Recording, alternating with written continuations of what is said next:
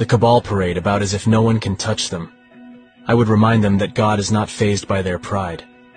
It may be a bitter pill to swallow for Anons, to watch them gloat in public, but our disdain will turn to joy when public justice finally arrives. It'll be that much sweeter now that we waited, believed, and fought through this precipice with our heads held high. The struggle is what makes it so special. The price you paid is not to be swept under the rug. God remembers everything you've gone through for Him.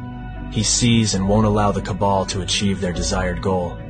He has deliverance planned, and He is pleased to have you share in His joy and play your God-given role. Victory is coming. He won't abandon us. We're living His deliverance plan. Think about how the enemy works against the children when a deliverance comes. In Moses' day, they murdered many children to stop him from coming, but this was to no avail.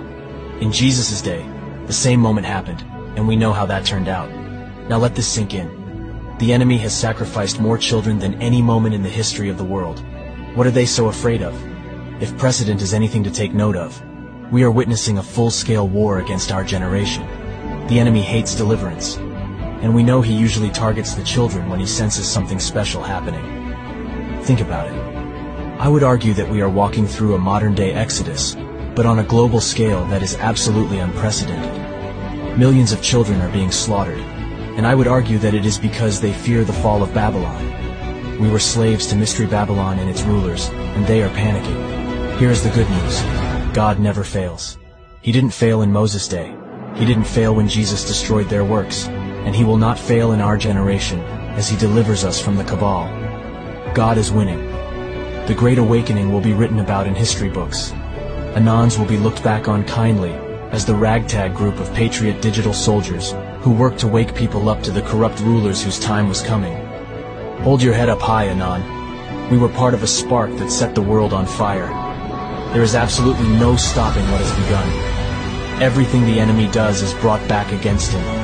Think of the plagues of Egypt. Every single one only hit the enemy in the end, and God's people thrived. A day is coming when everything that they have will be taken from them, perhaps suddenly. And you, the Anon, have front row seats for the great moment of our time.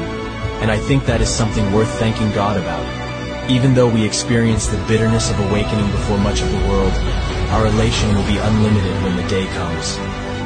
Goodbye, Mystery Babylon. The light is shining and your days of rule are coming to a glorious end.